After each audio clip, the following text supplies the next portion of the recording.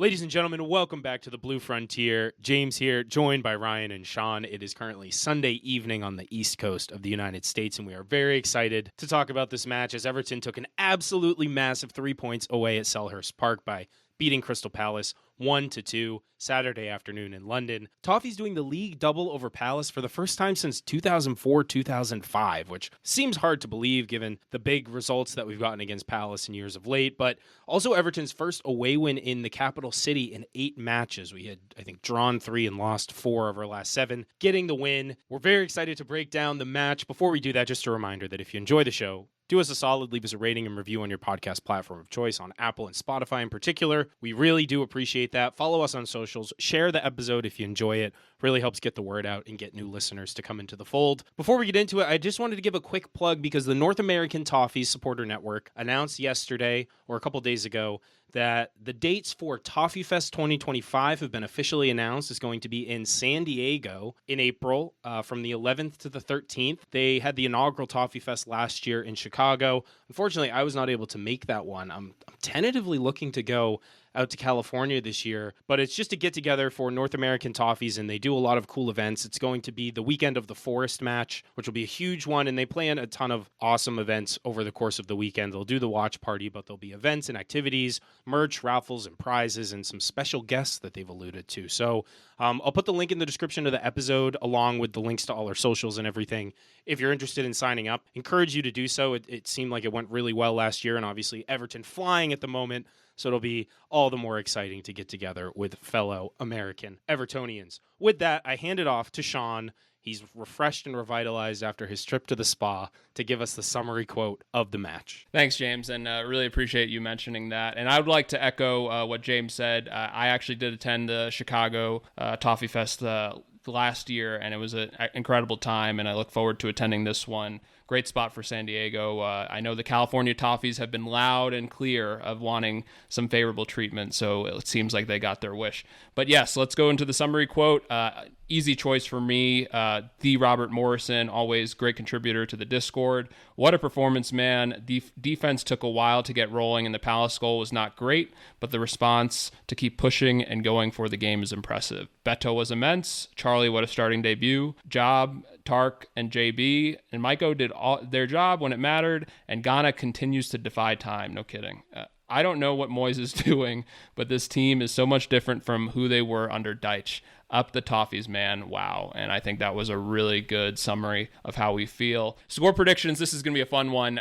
22 score predictions correct. I think that's an all-time record. Easily. And I'm going to do my best to not make any Miko mispronunciations. Win Freaky 12, Chill O'Neal, ZKYQU, myself, you're probably right, Aman Hania, Mike Kennedy, Jay Gardner 91, Stockhausen, Zeke, Third Kit, NSNO Cole, Vegas Toffee, Clevy, Patch Smith, Clayson, Blake B22,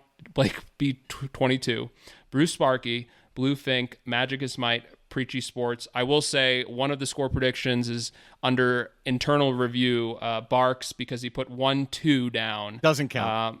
Ryan says it doesn't count. No, yeah. Especially after the turkey chili comment before, which is utter nonsense. Barks, I tried to vouch for you, but it seems like, the board has spoken. Well, it's up to James. It's up to James. James is the deciding vote. Well, with that, we'll go to lineups. So yeah, we'll go to lineups. I also just want to say, Shan, you've been chiming in with your outlandish score predictions, predicting 20 goals scored, and then the first time you actually take it seriously, you get it right. So I guess you are just sandbagging on purpose because you can't be the one who wins the competition. That would be completely unfair. It'd be very bad. With that, as you said, we go to lineups, and we go to the Everton lineup first.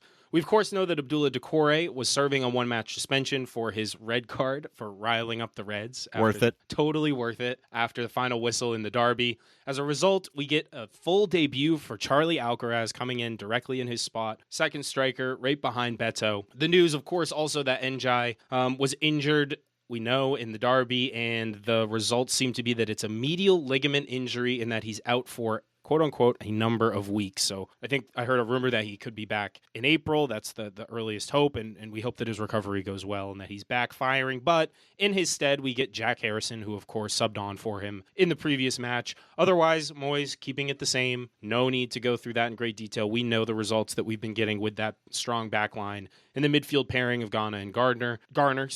So with that, Sean, I'll hand it off to you to talk about the opposition, Crystal Palace. Yeah, first I'd like to say my favorite thing about analyzing Palace now is I don't have to talk about Jordan Ayew. So that it alone is just, it makes it a much better match. What about Schlub? No Schlub. Well, Schlub is Schlub's a Schlub, right? So it's just you can deal with him, but the Jordan Ayew hate club is alive and well, right? So let's start with just analyzing Palace. Check Decore misses out with an injury. Interestingly enough, I know there were a few questions in the Discord about why Eze was on the bench. Listening to Glasner's pre-match, he mentioned that he was a little bit questionable coming into the game, as well as Ismail Assar, who missed out with an illness in their FA Cup match. He shows up in the starting lineup, as well as Adam Morton, kind of coming back from injury, so not surprising that he was on the bench, but of course for our benefit, just because all those guys are great. Looking at their back three, really trusted back three now. Lacroix has done a really good job coming in from Wolfsburg, replacing Joachim Andersen. I think he's really kind of done well to really integrate himself with Palace. Mark Gahey, can't say enough about him. He's very, very good. And it's really good to see Chris Richards get a starting role under Glasner. And I think he's done very well in that back three that he likes to play. Looking at the wingbacks, I think another really good bit of business from Palace. Daniel Munoz last January, right back. I think he is a really good attacking right back, does a really good job of really kind of showing you from a back three how you can really kind of have some attacking intent, and he does a good job there. Tyreek Mitchell, the left back, of course, he's played for Palace for years. Kind of steady, unreliable guy, and I think he does a pretty good job overall for them. Looking at the midfield too, I think Ryan did a good job of putting this. Fortunately, it was a night game, so we were able to see Will Hughes. But credit to Will Hughes. I know he is very easy to make fun of, but he has really had a good season. I know Ryan will disagree with me, but there's a reason why he continued. No. Yeah, okay. He's been shockingly good, right? I mean, it's like shockingly is the key word there. Yeah. Well, he's just so limited physically in many ways, but I mean, they need someone in there, especially with all the injuries, to control the ball a little bit. And he's steady, makes really good decisions with the ball. I mean, I think their problem as a team is transition. So when Decore's not in there, I mean, they have a good back three. I mean, look, Sean, they're like sixth in the league in goals against, right? I mean, they have a tough back line. That's a really good three. And those guys can pass the ball a little bit. Certainly Richards can, but you still need someone that can help and receive it in the midfield and move it up to their attacking players. This team has talent. Don't you feel like this team always has a lot of talent? It's just a matter of putting it together, but they have been playing pretty well recently too. Yeah, they, I think, much like us, had a very bad start to the season. And I think, and it wasn't a function of, I think, Glasner being a bad manager by any means. I think just a little bit of unluck and, of course, injuries, whatnot. But they have really turned it around, to your point, Ryan. I think when you look at kind of the form, they haven't lost a road game in some time. Of course, home's a different story, and we're glad that we're playing them there. But just to kind of wrap up the lineups, they started Justin Devaney, who's played quite a bit under Glasner, both in cup competitions as well as coming off sub on the bench. Nice little player. I think he's done a pretty good job of being in a good rotation with Kamada, who is still, I think, trying to kind of find his footing in the Premier League. Ismail Assar, another guy, kind of Marseille cast-off that, fortunately we took advantage of it, and so did Palace. And he's really played a lot better. He's, of course, he kind of disappears in and out of games, but when he's on, he's a very, very good player. And you can't say enough about Jean-Philippe Mateta, just absolute great form right now. 6 goals in the last 5 games, right? So he really, when he scores them in bunches. And it's kind of an interesting one because, quick aside, right? Like, he was kind of a guy that really struggled to get his footing at Palace when he started. Of course, coming from Mainz, highly talented, but very much just needed the structure around him. And once Roy came back for the second time, I think he really developed that confidence and really kicked on, and then Glasner. So it just kind of goes to the Beto example, right? You put your right structure around you put a healthy kind of system, and you play to the player's strengths, and you can see what happens. Yeah, I think they've also had injuries too. I mean, some of their business is okay. It's so mixed. This team always had a lot of talent, but it's kind of all over the place. If they're fully healthy, I mean, they're really capable. They have talent. I mean, I just think about the summer that they had. They brought in like Riyadh came in from Betis. I thought that was a really good move for them. He's been injured the entire season. Yeah. Exactly. And some other guys stepped forward, so maybe this will work in the long run. But yeah, Sarr's a good example of a guy that's uneven. He's good, but not like, I feel like they need. Well, I mean, they lost a spectacular player. I mean, it's a huge gap. You saw when Essie comes into this game. We'll talk about that. What a difference he's making. I mean, this is the type of team that has talent, but they really need a couple elite players really in there to carry them beyond mid-table. One thing I'd also like to mention, I forgot to, is Dean Henderson has been very good for them. Staggeringly good. The numbers are impressive. Yeah, I mean, you talk about England's number 2. I don't think Ramsdale should be anywhere near it. He has been really good, and I was very much questioning that buy when they did. It was 20 million, I believe, from Manchester United. Didn't make sense when they had Sam Johnstone, but of course they profited really well on him. And yeah, Dean Henderson has been really, really good. I mean, when you hear Palace fans compare him to Julian Speroni, who obviously is really high in their kind of lore, that's a big statement of intent from them. And look, this has been a transition year for them. You lose Joachim Anderson, who's really important for them structurally, and Elise. Those are big losses. But they are playing the way a Glasgow team plays, right? I mean, expected points puts them around 11, so they're a little bit better than maybe they seem. They're tied for the Premier League lead with 10 set-piece goals. Fairly low possession side, only about 43%. Lowest dribbles, take-ons, but lots of progressive passes. I think they're third in the league and second in the league in long passes. So it's really interesting. We've now faced 3 teams kind of in consecutive matches where teams are very vertical, like they're going very quickly up and down the pitch. They're not that dissimilar from some of the things conceptually that Liverpool do, even though obviously the quality is not quite there. That being said, we spent a lot of time here on personnel. The key matchups, I think, are the stuff that we were really kind of honing in on. Obviously, there's a big difference now with Njai getting hurt on the left side. Yeah, and with that, I was particularly interested to see how Harrison would do, given he looked pretty decent on the left last match coming in. How would he do given a start in that position? Big shoes to fill in terms of Njai, and how he would do against Munoz and Chris Richards, more so Richards, but also defending Munoz, helping out Mikolenko on the left-hand side. So that was a key matchup for me, just the obvious, I think, drop in quality, no disrespect to Jack. How he would do getting up and down and helping on defense, which we know his work rate is never in question. Yeah, and Munoz gets forward too. I mean, I thought it was okay. I thought we handled it fairly well, but the big one to me was Mateta versus JB and Tark. I mean, Shan mentioned what a tear Mateta is on. I think if you go back and look over, it's something like, I don't know how many goals he's had in the longer period of time too, but it's even greater. And sure enough, he found a way to get through and score again in this one. But getting right into the timeline, I think one thing that was very evident is, and what was a concern regardless of matchup, is the emotional letdown of that insane match that we played midweek. Lovely how Liverpool got an extra day and then got to play at home. That must have been really pleasant. And then got the easiest, cheapest penalty call I've ever seen in my life. They did not look good again. It's a shame but regardless, I don't really talk about them anymore. Let's see them tank later. That'd be great. Regardless, you could tell we weren't like 50-50 balls. We were just staying back a little bit. We weren't overly aggressive. It was fairly tentative. And this play in the 6th minute, it was almost Keystone Cops-ish. It was concerning to me. You could just tell the energy levels weren't there. But, so it's not the greatest back pass in the world by Jake to Tark, but it's a strange touch, pops it in the air, but JB, dear Lord. Yeah, Branthwaite tries to clear it and just completely whiffs, and then none other than Mateta is right on it and gets an open shot. Pickford makes a good save and holds on to it, but that's all three of our 4 defenders there looking kind of shaky early. Pick was does well concerning. there. Pick does super well, yeah. Agreed. And then just a minute later, they have another shot. It's Devaney from 25 yards. Pick probably should catch this one, but it kind of pops out of his hands. There's no one else really pressuring, so he just recovers. But yeah, Palace certainly had the better run of play early, and I think there were some issues with how Everton set up that allowed them to exploit. Yeah, I thought we were pushing too high at times. There were a couple times off they were taking goal kicks, and we had all 3 of our forwards up higher pressing.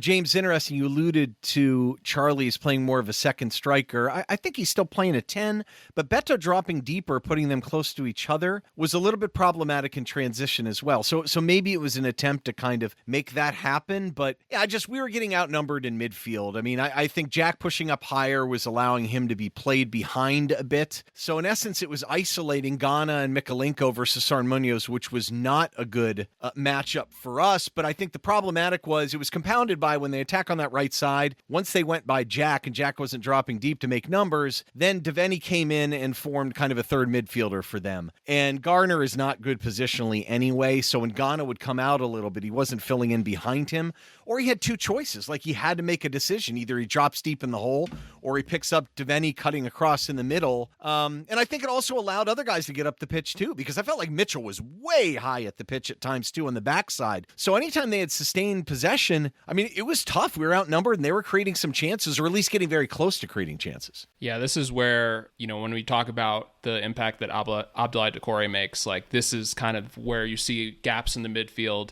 And to your point, Ryan, like, just true imbalances, right? To where now Ghana almost has to make other decisions that he didn't have to make before, because you'd have somebody in like an engine of Dukes kind of coming back and forth, right? So that really kind of created some issues very quickly. Yeah, and Charly would drop deep too. You could tell he was trying to do some of the stuff that Doucouré would have just done because, we didn't want to make it look like a 4-5-1 or anything, but it kind of devolved into that at times. So, and ultimately it was problematic. And so kudos to Palace for setting up very, very well. And, that combined with the lack of energy. I mean, we were on the ropes there pretty early.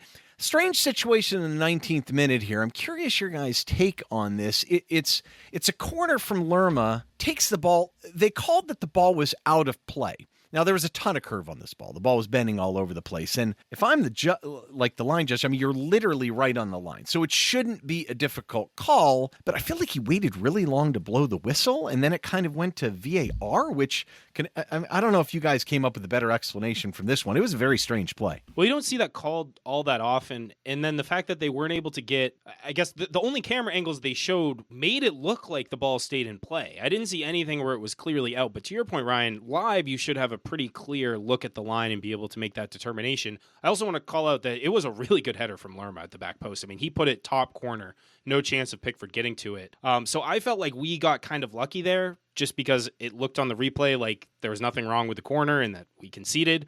But we were given the benefit of the fact that they weren't given clear and obvious evidence of a clear and obvious error. Therefore, the call stands and we move on. And kind of a wake-up call for us at that point. I think we started to settle down a little bit. And we're able to get on the ball a little bit more because it had been really kind of just a torrent of Palace coming at us, and we hadn't created anything up to that point. Until the 28th minute, first decent chance for us is Jack swinging the ball across the field into the box as Jesper's making a really good run. And he volleys the cross. This is where Henderson gets his bloody nose. He does well to deflect this out and eventually cleared for a corner, but he takes some contact to the head. But good, incisive through ball from Jack, good vision, and a great run from Jesper there. Can we talk about the technique on this by Lindstrom? I mean, Jack puts it right on his foot, but this is a floating ball from like 40 yards out across the pitch that he squares across the six. I mean, just the technique alone of it, you could sit there all day and not hit one quite this well. And it was a little bit unfortunate. It could have rattled out and went in pretty easily, but it was really impressive. And we weren't getting forward as often as we wanted, but it looked like we were finally kind of finding our boots a little bit and our identity and countering them effectively. Again, this is a team that does not give up a ton of goals. And sure enough, a couple minutes later, there was another somewhat semi-chance, but the thing was, Beto was playing really well, and you could tell. Like, his first touch looked good. He looked fluid again. It's funny, this guy just seems like he keeps getting better and better, and we kind of had some hunches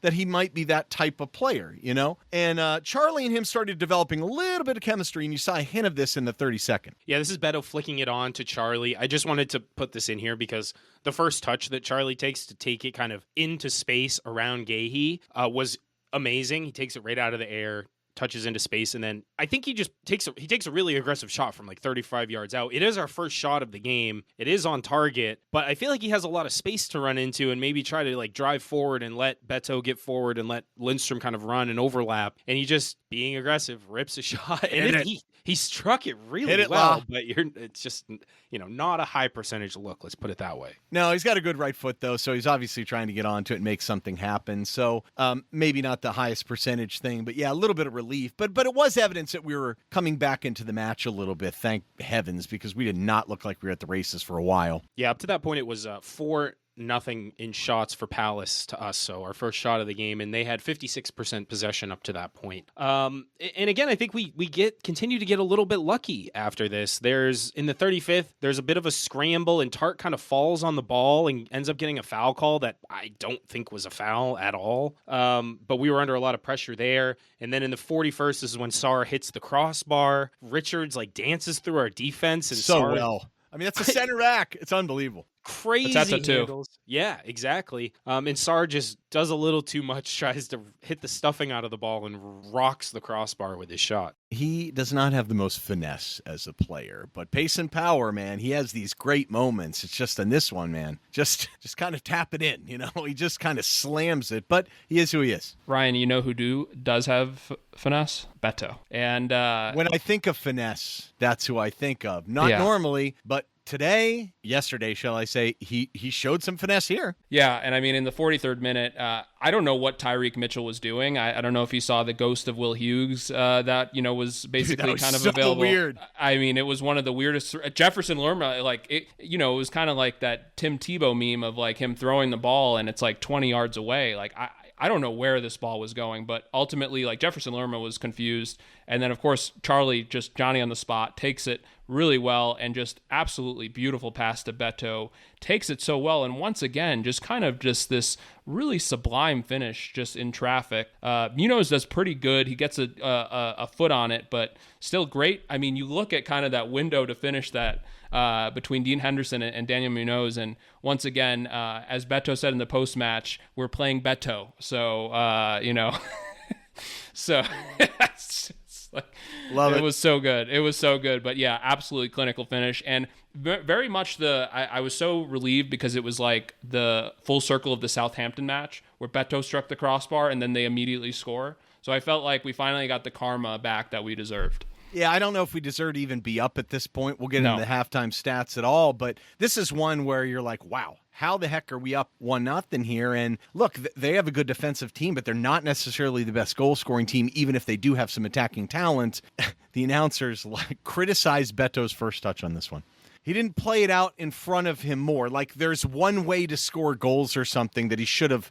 Are you kidding me? He played it soft intentionally. He did a great job of creating time. I mean, everything slowed down. He showed great composure. He kept it close to his body and right on his right foot. He could have shot at any one moment. It was perfect. I mean, I criticize that first touch. It's just hysterical to me. Well, Ryan, if it's not has to score, it's has to have a better touch, right? So it's they lost their content. Yeah. He has to do better. Yeah. Right. And anyway, so we get into halftime, and I think all of us are thinking, what the heck just happened? You look at the numbers, and the XG, the possessions, 59-41, 0.49 XG versus 0.25, and vast majority of that was Beto's chance. 5 shots they had, 3 on target. They missed 3 big chances, in theory. I hate that stat, but the point was they did have opportunities and chances. And look, we didn't have a single corner. We were playing kind of behind the ball quite a bit. A little surprised, though, that Palace felt the need to necessarily make subs, but then you look at the people they subbed in, you can't argue with it at all. Yeah, 100%. You wouldn't think that Glasner he would have said, we're unlucky to be down, keep doing what we're doing, and we'll equalize shortly, which of course they did, but at halftime he makes the double sub, takes off Lerma in favor of Adam Wharton, and Devaney comes off for Eze. Terrifying subs to me. I mean, the on-ball quality upgrade there is pretty significant. Yeah, I mean, Eze always gives us trouble, and he, of course, did almost immediately and for most of the second half, just to be able to take guys on and make them look silly. And it didn't take very long for them to have an impact, but it's Mateta in the 47th minute who gets the equalizer. And really, I wouldn't say it's either of the subs who make the difference. It's more Everton not able to clear their lines, and Mateta's just kind of falls to him, and he finishes very clinically again. The VAR review for this was obscene. It must have taken them 5 minutes to draw the lines here. I thought he looked clearly onside from the second I saw it, and it obviously eventually stood. But a poor goal to concede when you get a precious lead against the run of play, to let it slip so easily was probably not what Moyes had in mind coming out of the locker rooms. Guys should have stepped forward. I know Beto's one of them, so I know he's not a defensive player, but come on, man. I just felt like when the whole line went forward, you got to stay with the line, right? Yeah, and I think also, too, Tark unfortunately has this tendency to, kind of be in positions where he didn't need to be. And I think if he just let Jake O'Brien try to head the ball out in the first place, I would agree with you, Ryan, right? You can kind of take your pick, but I think that's the ultimate foundation error, is the line basically kind of just not being, up. But yeah, just kind of another situation where unfortunately, these things happen, I wasn't too upset about it. It's just, it's a very avoidable goal, especially with kind of the positive momentum we've had. But at the end of the day, it was deserved for Palace. There's no question about that. Yeah, I think that's undeniable. I'd agree with that. And then the game really opens up at this point. It's all level, and you have some end-to-end stuff in the 52nd minute. It's Lindstrom. This is probably his best play of the game, and so unlucky for him. You know that goal is coming soon, and I thought this was the moment. It's when he cuts back onto his left foot and rips a really nice curling shot, forces Henderson into a diving save. But then it goes right to the other end. Eze driving past half our team and forces a save from Jordan Pickford. It was just scary how open it got at that point, I think, because though we started the move, you don't want those guys that are so good on the ball and picking passes, Wharton and Eze, to have much time or opportunity to go against a team that's going to get tired over the course of this half. It's a lot of the same players who played midweek. You know that. And I like Jackson's comment, the Beto Bugle, who said, you really got to feel for Lindstrom. He's working hard, consistently dangerous, shooting well. He's doing everything right, and it's just not going his way. I'm surprised Jackson said something without mentioning Beto's name. So, impressive. But then, to your point, James, going to the 56th minute, Jake O'Brien slides one down the line for Lindstrom, making a run, cross near post to Beto out for a corner. A quick kind of mention, Jake O'Brien's gotten better at those passes. So, of course, I know obviously unfamiliar position for him at right back, but I think he's really been intentional about trying to put higher quality, and I've seen the improvement game over game. Well, that's the thing. When you saw him play in France, they often played the 3, and he could push up and run with the ball. He carries the ball very well. His right foot's good, and I think he's seeing – it's just a different angle, right? I mean, you're not tight in on the pitch now. He's having to be on the sidelines quite a bit. That is a bit of a change, but, I mean, the guy has talent. I mean, his feet are really good, I mean, it's just rare to see someone that big play a ball like that. You're like, what the heck is going on? But it's welcome. I mean, I'll tell you what, the potential of that guy, I mean, just sky is the limit. So in the 59th, Palace counter and make a change to yet again one of my favorite Premier League players, Ben Chilwell. Conservative, boring hairstyle and all. Just waiting for him to flop on the ground at a slight wind or breeze. I really don't like him. I'll be the first one to say it. Was a good player, has been dealing with injuries for a while. Convenient pickup being a London player as is, but Mitchell really wasn't that effective. Mitchell's a really strange player to me. I mean, there are times, when he was coming up, you thought he could be kind of one of the next big, wide attacking kind of English players, and he's never quite become that. And although I don't know if Chilwell's really a massive upgrade here, and I'm not sure what they're thinking. I mean, I think they'd be going for a goal. I don't know if that's really what was happening. But thankfully, we were tightening up a little bit at this point as well. Yeah, we were. And then in the 70th minute, we go to, this is Wharton playing a really phenomenal pass, like 45 yards in behind to none other than Ben Chilwell, who's streaking forward. And he kind of hits it from some distance in a tricky angle, and he forces Pickford into pushing it wide. I don't think it was going to be on target, but Pickford, better safe than sorry.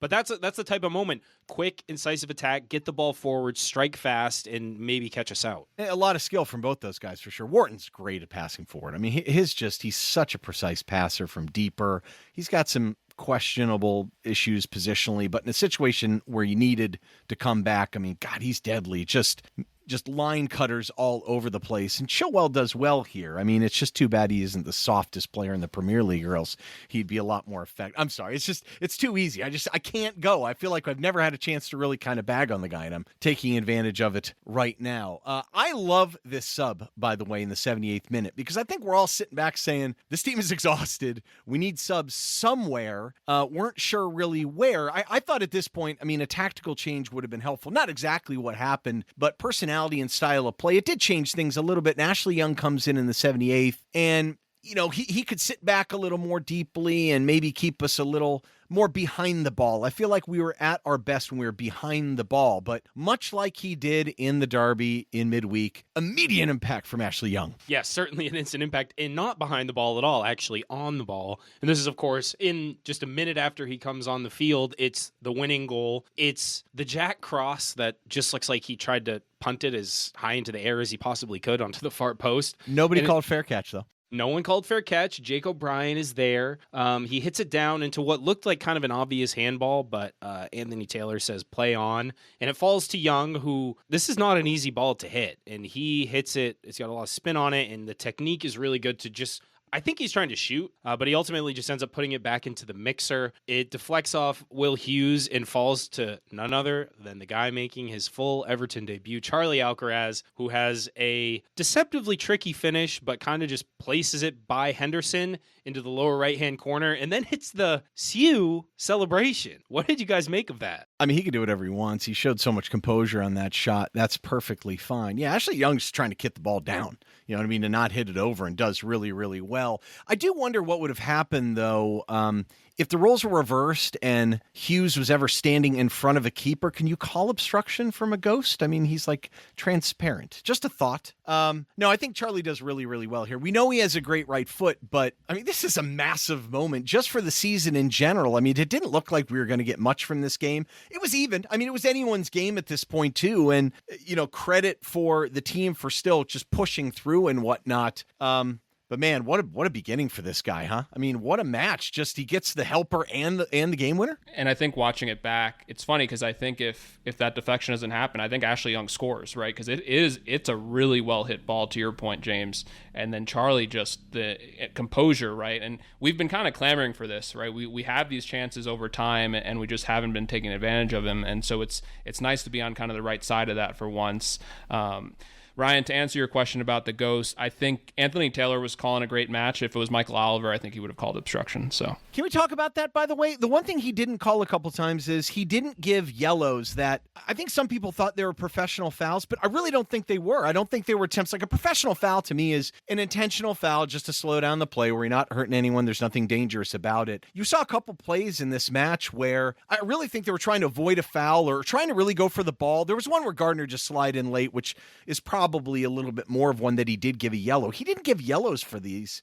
And I thought it was the right thing because the match never was out of control. It was a hard played, but a very fair match. I mean, credit to Palace, credit to both teams for that too. There was nothing nasty about it. So credit to the referee. We always bag on the referees. I thought he was really even today, and I think the match was good as a result. It was a little bit ugly, but at least it had some flow. Yeah, you beat me to it, Ryan, because I was going to give him his props as well. I thought that was one of the best officiated games I've seen in the Premier League writ large in a really, really long time. The willingness to let guys play on and keep the flow of the game, to your point, was fantastic. And not whipping out unnecessary yellow cards, and I don't think he didn't discipline guys, but he didn't need to because the game never got out of control. So hats off. I wish we had refereeing that good every single week. This will probably be the best we see all season. I mean, maybe it was partially us for not going in on every 50-50 because we were exhausted. But so at this point, I mean, we're up and you're thinking just hang on. And you got to wonder, how much energy do these guys have? I mean, Beto has played a ton of minutes.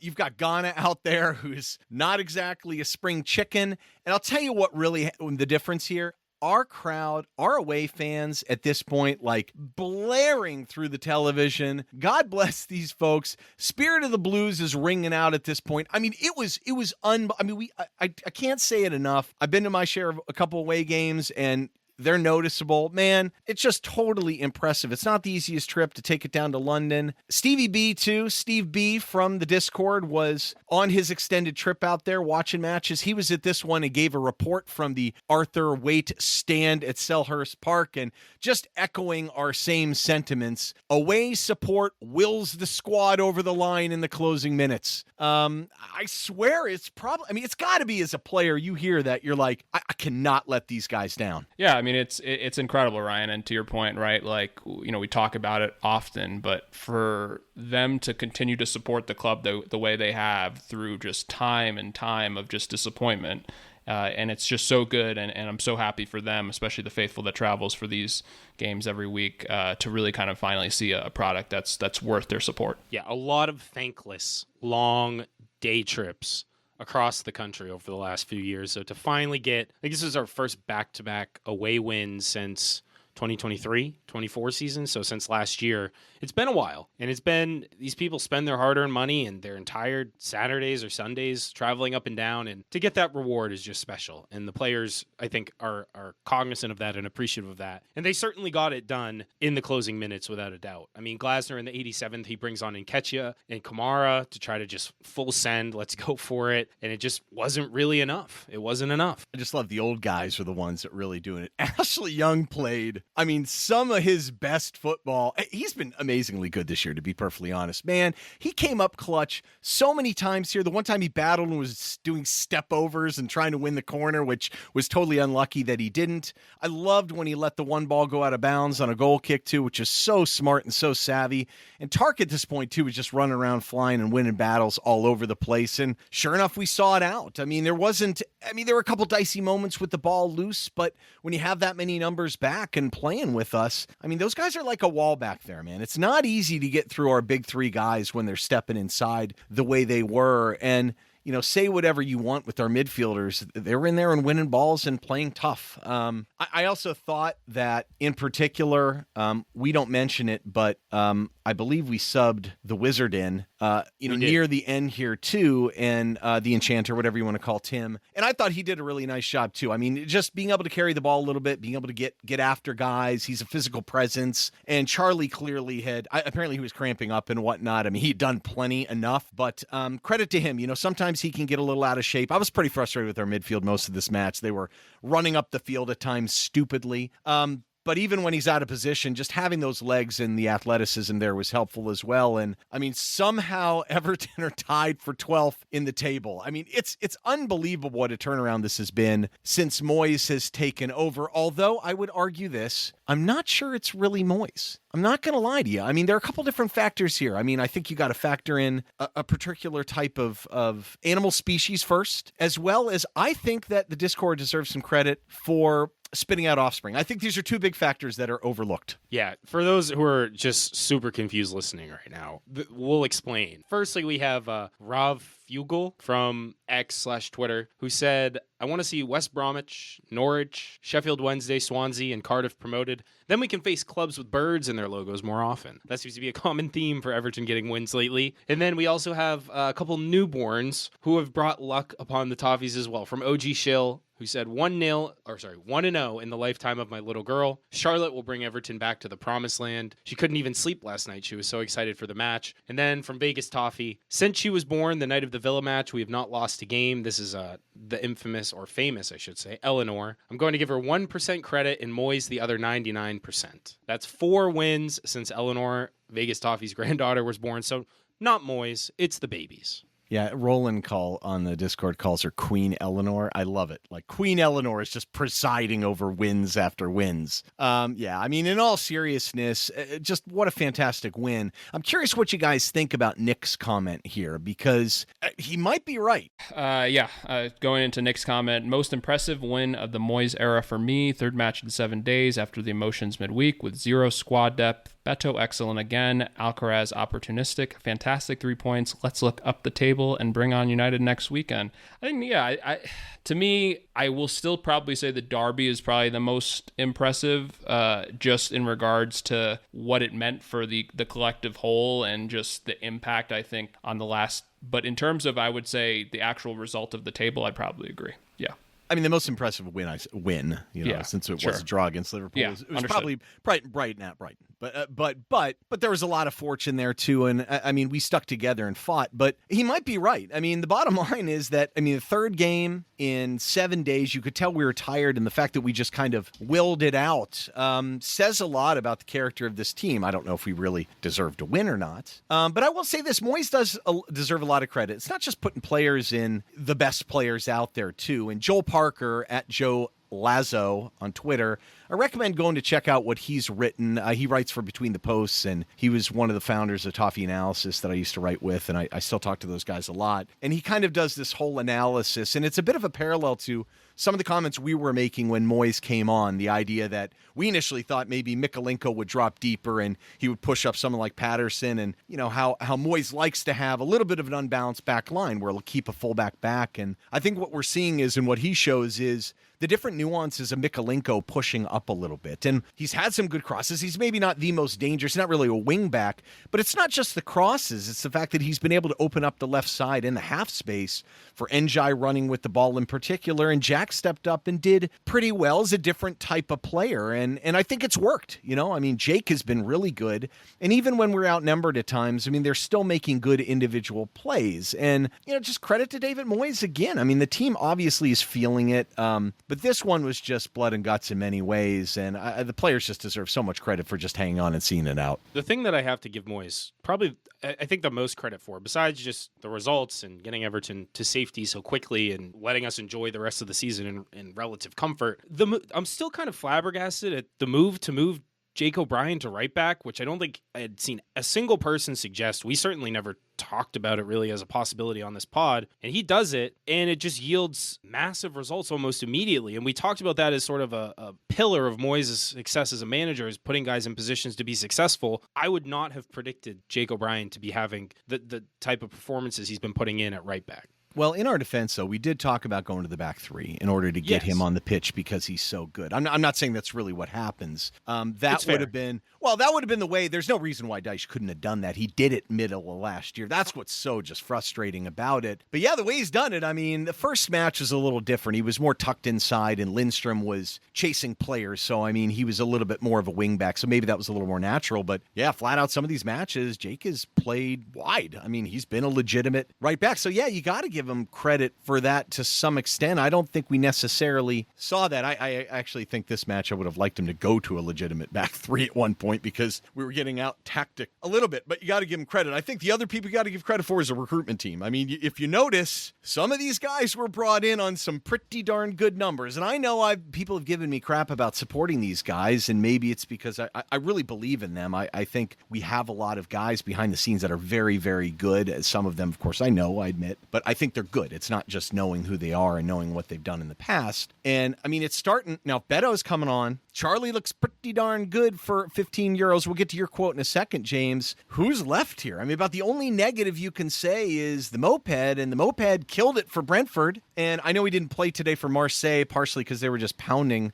Saint Etienne, but the moped scored again last weekend. I mean, he's like second on their team in goal contribution. So, and we're going to make money off him in many ways, at least from a book standpoint and on fees. So like, we're running out of bad transfers and bad moves for these guys. And all it really took is someone to put these guys in position to succeed. 100%. And it's not really it's not a battle of being right. We're all fans of the same team and we want to see them be successful, but it is good and vindicating in a way to see the things that we talked about when these players came in, the things that they were good at, why they were a smart signing, and all the negativity that has surrounded some of these guys that haven't been given a chance. Those pillars are all falling. All those critiques are just falling by the wayside match by match as the recruitment team and Thelwell ultimately is the one who's in charge of all of that, though he starts to be vindicated as well. Well, I think, and you make a good point indirectly to suggest that there are a lot of different other reasons why transfer can go bad. Lots of reasons. It could be acclimation, it could be misuse, it could be injury, it could be all sorts of different things. But another case in point is, and we'll kind of go through, good performances. And James, I'm not going to try and steal your thunder on this one, but this first guy that you're going to bring up is a good example of a player that playing in other places, he was playing a lot in between the lines with his back to goal, not really great fits for him. And this guy was Flamenco's record signing, and they immediately turned him back to us, and they're not going to really make any money off the guy. And it was just a bad fit. Now, smart of them to have a bad fit and know enough to turn him around and still do okay on the deal. But here we are being savvy enough to identify a player who's lost his way a little bit, but also because he's not been put in the right situation. Same thing with Juve. And we're using him differently, and it's very obvious when he's playing behind the ball and running with it. He is darn good. Yes, he certainly is. And you said all that without saying his name. It's Carlos Alcaraz, of course, who is my good performance of the day, my first one at least. He, of course, gets the goal, gets the assist. He had 3 key passes on the day. He's fouled once. He had 3 clearances, got 5 shots off, 3 of which were on target. He also had 1 block. I mean, very different profile to Decore in that 10 role, but you saw what he brings to this team in a David Moyes side that's looking to transition, loves to drive the ball forward. He can find a pass. He's going to be aggressive with taking shots, and hard not to be just absolutely thrilled with the guy after today. I'm so tired of the Cahill. Where are these Cahill comparisons coming? He's nothing like Tim Cahill. I mean, I love Tim Cahill. I mean, I hope Charly becomes, nominee for Player of the Year. That would be great. But they're not like each other at all. I mean, Charly plays deeper, plays on the ball, carries the ball, shoots from distance. He doesn't get in the box and like win headers, and I don't know. It's very bizarre to me. They might both be religious, Ryan. It could be an ode to that video, that Charlie posted. So maybe it all comes back to Jesus, right? His English is very funny, by the way. It's such like a high pitch. Oh, it's so good. Yeah. Already has his own song, by the way, as well, which I didn't really expect that wrinkle. Bella Charlie, Take it. Well, it's also funny too. People are like, "Oh, he's difficult. He'll get under people's skin. He'll be a wind up." And look at him fighting after Curtis Jones. Man, he's just Argentinian. Like, all you have to do is watch that league a couple times. You realize, oh my heavens. I mean, of all the major leagues, truly, that is the most violent one. There are games that sometimes you're watching, you're like, this is not. None of this stuff is. These would all be red cards. I mean, it's pretty for a very good league. It is pretty violent, I will say. So I'm going to transition to my guy, and I'm just going to take Beto because I got in the dock first. What can you say about the guy? But some of his peripheral numbers were absolutely insane. Thanks to @NathanEvans94 for putting some of these out here. His tweet says, against Crystal Palace yesterday, Beto became the first Everton player on Opta record in a Premier League match to score, that was kind of important, win 10-plus aerial duels, he won 13, win 15-plus duels overall, he won 18, have 50-plus touches of the ball, 56, growing in influence EFC. Yeah, I mean, he was fouled twice. 2 key passes, 4 passes into the final third. I thought his first touch was good and his hold-up play was outstanding. And I'm a little... I still get a little irked by people saying that Moyes' improvement proved him he's playing to his strengths. That's actually kind of a cop-out in a way where people are trying to make themselves feel better about being wrong. And that's the thing, like, just because he has some big clumsy touches at times, you've got to take things into context. He's battling with guys. The dice roll is really hard to play. You've always got a guy on your back if you're going to play with courage, and he was. And the thing is, this guy, you can tell he needs to play. He needs to get in a rhythm. He's kind of one of these kind of clumsy, awkward players that kind of gets into the flow of matches. And you can't be consistent when you're playing as little as he was. But this begs to ask the question, why was he not given a chance earlier? And I don't get it. I think at a minimum, like using him a little bit more in line with DCL, maybe subbing DCL on for him and mixing things up would have been very smart. I mean, imagine 90 minutes of the best of both those guys. I mean, that's a pretty strong center forward comparison. It's maybe not the best in the league or anything, but it's surely mid-table. And this guy at a minimum is a good backup striker in the Premier League. But I hate this side. Moyes is playing to his strengths. What the heck does that even mean? Because he's playing the ball on the ground? Yeah, no doubt. I mean, what center forward wants the ball pinged off his head all the time that's any good? None of them. They all want it on the ground. They're playing the ball to him on the ground in good position to score. Genius. Absolutely. Way to play to his strength. You just described the strengths of every player that's ever played football. So that's a little bit of a cop-out. So when I read that sometimes, I'm like, no, man, you just got it wrong. You just got it wrong, and partially because you didn't watch him before. He's doing nothing different than he did in Serie A or he did in Portugal. I'm telling you right now, he isn't. I mean, he was probably doing the same thing in pickup leagues when he was working at KFC. Yeah, and then going into mine, but I wanted to mention this first. I wanted to get this in the bird discussion. Our last 2 road games, we killed 2 birds with 1 stone. So just wanted to say that there. Oh God! Why are we killing birds at all? Why are we killing things? Ryan, we're winning. We're vanquishing the birds. Yeah, we're vanquishing the birds. Whatever Queen Eleanor wants us to do, we'll just do. We're vanquishing the birds. I deserve that, James. All right, going into my good performance, it's Jesper. I think we are just. I feel like we're gonna have a GoFundMe for celebration when he scores a goal. It's coming, right? But in terms of his overall performance, 8 defensive actions, 6 recoveries, 2 clearances, 78% pass accuracy, 6 touches in the opposition box. Of course, that 1 shot on goal, great strike, just good save by Dean. But I wanted to mention this tweet by none other than Alan Brody. Since everyone is talking about Beto and Charlie, I'll mention Jesper, who looked lively and unfortunate not to score. Harrison still limited, but looks a different player on the left side. Totally agree. From a snowy Hershey, Pennsylvania, up the Europe, charging Toffees.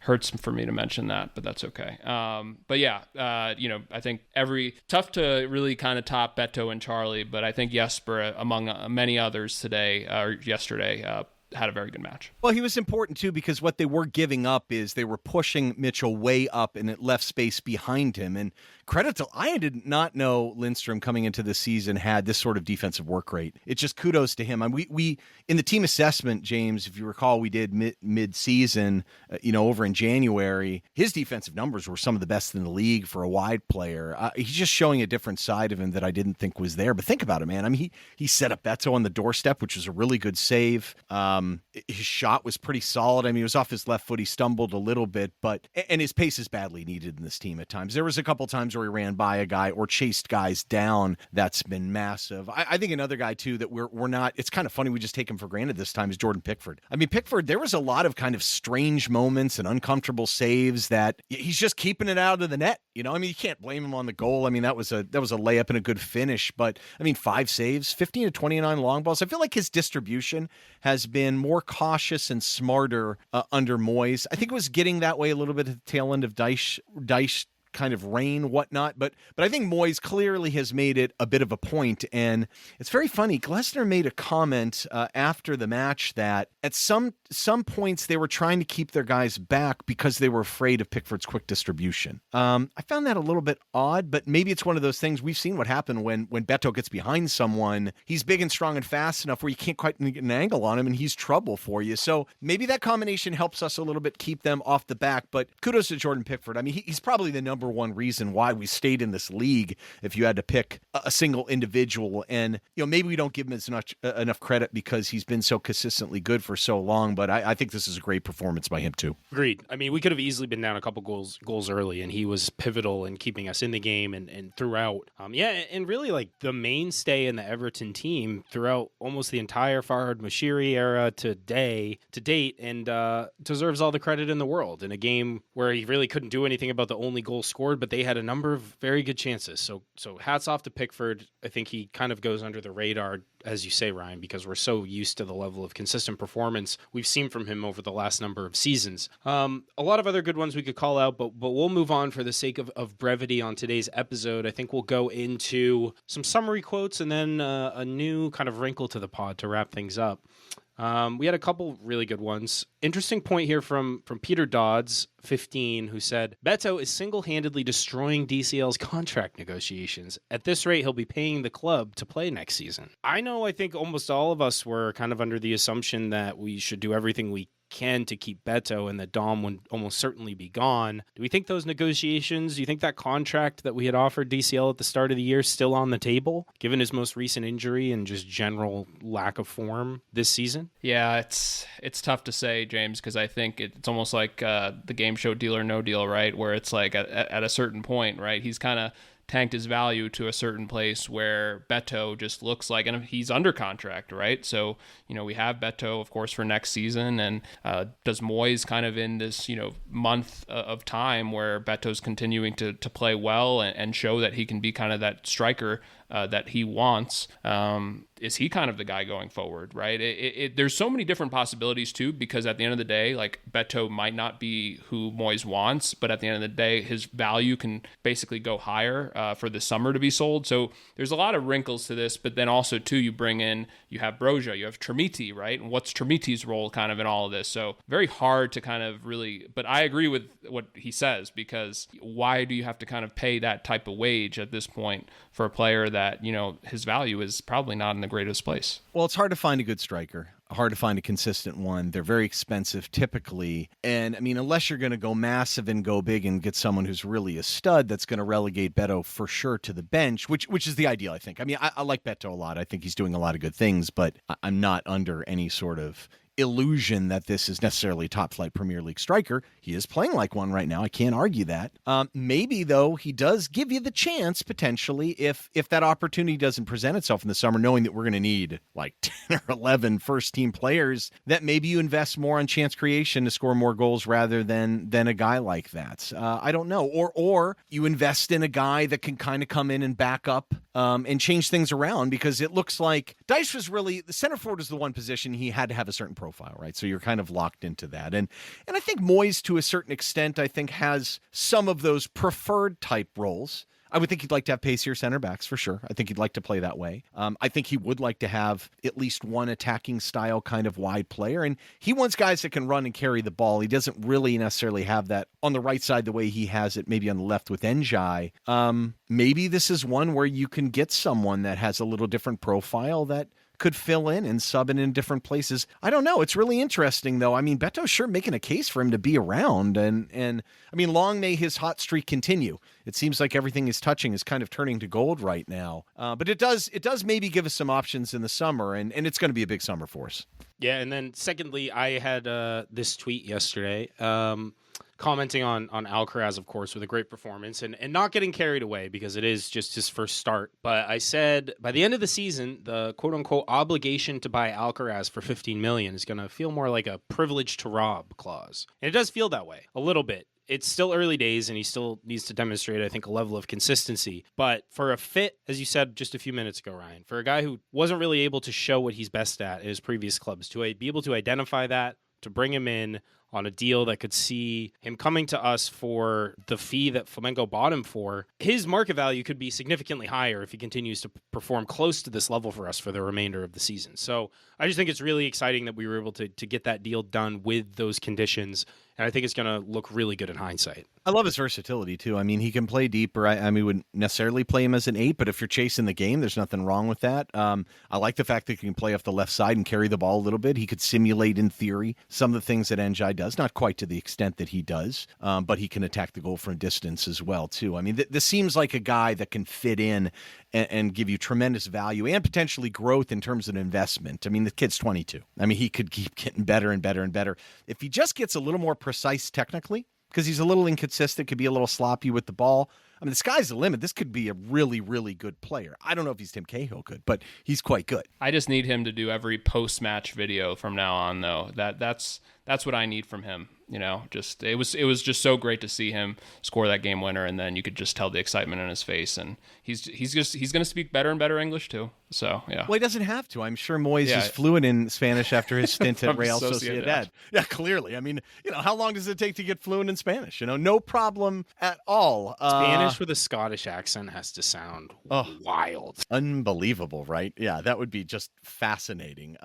I would think in this summer, knowing that, well, the other thing that's really important is he's our first foray really into South America. Yes, I know, Premier League experience. I get it. But we made an investment in scouting in South America, not this past summer, the summer before, got a very good scout to lead our scouting in South America. And it's about time we take advantage of that. And the one thing you got to credit David Moyes is I don't think David Moyes gives a flip where guys come from. He really doesn't seem to. And he seems like he's going to try and adapt and put him in the right spot. And he nailed Charly right away. So I don't know if he's just listening to the recruitment team very well, but it's been nice. I mean, every time like Decore was out, we all thought about what he might do and said, yeah, this is probably what he'll do. And that's what he's done, So it's as concerned as I was initially about him understanding his personnel. I mean, remember the beginning, he said, it's going to take me a while to understand these guys. And I'm thinking, oh no, please don't. It took him a week. I mean, seriously, he played the Dice team in the first match. And I didn't like that because I'm like, come on, man.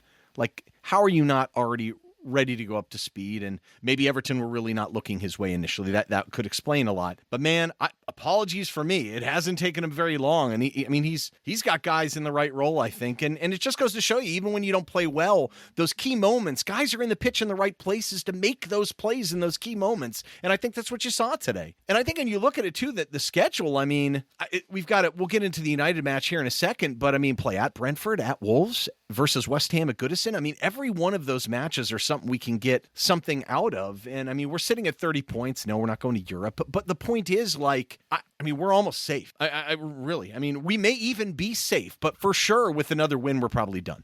But the question is, will that other win, is it possible that we can stretch this out and pull another win against Manchester United? I mean, this just in, guys, they ain't that good and they've got some injuries. Yeah, this is not the United. I mean, it is the United that they probably deserve given just how horribly they've been run for years and years and years now. They have a lot of parallels to Everton in that no identity, no consistency in recruitment of managers or recruitment of players, really. Or they buy for managers and then sack them, and they don't really commit to a long-term vision. They're always kind of pulling the plug on things before they can get their feet under them. And last year they were 15th in expected points. This year they're 13th in expected points, but find themselves in 15th place. They've been on a long downward spiral, and Amarim's cause has not been helped at all by their gigantic injury list. But even with Ahmad, with Mainu, with Martinez, with Mason Mount, all who are currently injured, it still is kind of just a Frankenstein squad with a really unclear identity. You know how Amarim wants to play, but hasn't had the time certainly to assemble a squad that can play in the way that he wants. Is there anything more absurd than this summer? I mean, they spent Lenny Yoro 62 million euros. He's just a kid, 18. Big potential, right? Very good talent. You don't spend that for potential. You're United. Just go get the best player you can. Ugarte's not a terrible signing. 50 million's a lot, but he's got to play with someone more disciplined or else he's not particularly effective. Delete? Are you kidding? 45 million euros for a guy that can't move. I mean, he's basically Harry Maguire with the smaller head. God knows what wages he's on because he was on crazy wages. Munich was probably thrilled to see the backside of him. Xerxes a really good player, but he's more of a 10. I mean, I think Amarin's trying to get the most out of him now, and you see him using him maybe a little bit more intelligent. And then they just threw 30 million on Dorku. Dorku's interesting. He's actually a pretty interesting player. I kind of like him. I think he's got some versatility. He's a very good athlete. He's kind of reckless defensively. He's not necessarily the most disciplined, but he's got talent. And then there's Mazraoui, who you brought in, who's actually a pretty good player. There's some value there, but that is all over the place, man. I mean, I don't even know what to say about that. And then you go back and some of the other ones are even more ridiculous. But look, Sean, you watch a lot of Premier League. This is not a great team. Yeah, and I think to your point, Ryan, they've just had so much inconsistency from their personnel, right? Like, Bruno Fernandes, right, has not had the greatest seasons, right? Up until when he came in the Premier League and was just kind of scoring goals and having assists for fun. And I think also, too, you look at the balance or the lack of balance on that team. I mean, Casemiro's a statue at this point, right? Like, it's just they're trying to almost hide him from playing, right? What a great player at one point, too. I mean, really maybe the best defensive midfielder in the world for a while. Absolutely, yeah. And they can't get consistent goal scoring, right? Rasmus Højlund is kind of just in and out of kind of just showing up. And and of course, then you talk about, right, Andre Onana, right, where it's just he is truly as inconsistent of a goalkeeper as you can. And what do they spend on him? Over 50 million. So it's just like... What did they spend on Højlund? They spent 74 million euros on him from Atalanta. I mean, young player, talented. Ironically, who was the other guy they spent big in that window on? Mason Mount. 65 million euros for Mason Mount. Did people even remember he's on that team? I always forget that he's there because he barely ever plays. And I know obviously he has some injury currently and has been injured for a long time. And we're forgetting the 10 million euro loan fee to the walking refrigerator, Arambot. My God, that guy is wider than he is tall. Have you seen him recently, by the way, in Turkey? I mean, it's unbelievable. I mean, he was always really thick and just like physically a beast, but I don't know if he's just had too much halal there or something, but he just looks, I mean, he's an older guy, right? He's a pretty good football player too. He's just kind of immobile, but the sad part is they kind of lack that guy. They lack a guy that's a little bit disciplined, intelligent, and just fights and win battles in there. It's just the midfield in particular is just completely dysfunctional on this team. And do we blame Amarin? Is he the problem? And by the way, how funny is it that Anthony is just killing it right now in Real Betis? I know he's scoring he scored 3 goals in 4 games, right? So it's just like, and Marcus Rashford, right, had a great debut this weekend. He did. So it's kind of incredible, like the fallout. And, I'm sure if we check our phones, I'm sure Manchester United probably canceled another Christmas party for next year. So it's just like, laid off people on and off the pitch. They are just truly a mess. Long may it continue. Yeah, 100%. Also, just a random, I don't know if you can call it a stat, but Casemiro is 3 years younger than Idrissa Gana Gueye, which is just kind of mind-blowing. That is awesome. That is incredible. That is hard to believe. Yeah. He still has these moments too, Casemiro, where you're like, oh, that's the old Casemiro I know. But I just kind of wonder if he's just taking the money at this point. And honestly, with all the changes in managers and the lack of direction in the team, I mean, it's got to be pretty negative, And look, say what you want. I mean, there are a lot of front-running United fans, but there's also a core group of United fans that are legitimate. I mean, you go to Old Trafford, the experience is pretty great. And a lot of these big old stadiums, it's a little bit plastic. It's really, at least that's not, I've been there a couple times now, and that's not been my experience. I do think it's kind of funny, though. I mean, the biggest one, Diallo, was a guy I thought they were going to move on from. And it's even more ridiculous, too, than you look at the guys that they've sold that have performed elsewhere. I mean, a lot of guys that I'm sure they would rather still have. Jimmy Garner is an interesting one. Would he be playing for them? I mean, I think he's a pretty limited player, but I mean, my God, they could use a player like that right now, sadly.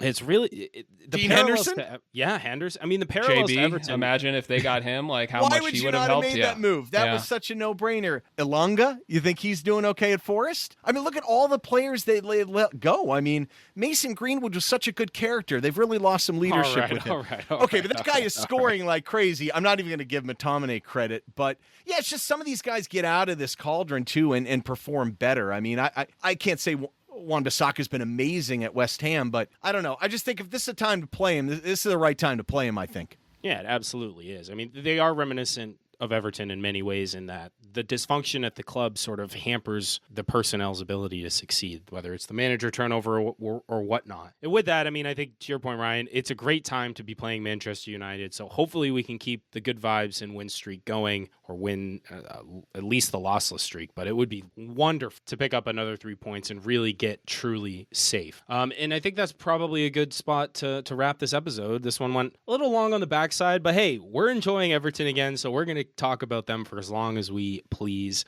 and we're going to enjoy doing it. And we hope that you enjoyed listening. And we thank you for listening. If you did enjoy it, please leave us a rating and review on your podcast platform of choice. Again, that helps us out a ton. We're creeping up there on reviews. I check every few days and notice the number going up. So thank you if you've left a review. If you haven't, help us out. Share our episodes on social media. That also helps new Toffees find the show. Still trying to get the word out. We appreciate you all. Join our Discord for sure. All those links will be in the description, and I will also link, as I said at the top, to the sign up for the NA Toffees trip. Hope we get a good turnout this year, and I think we will.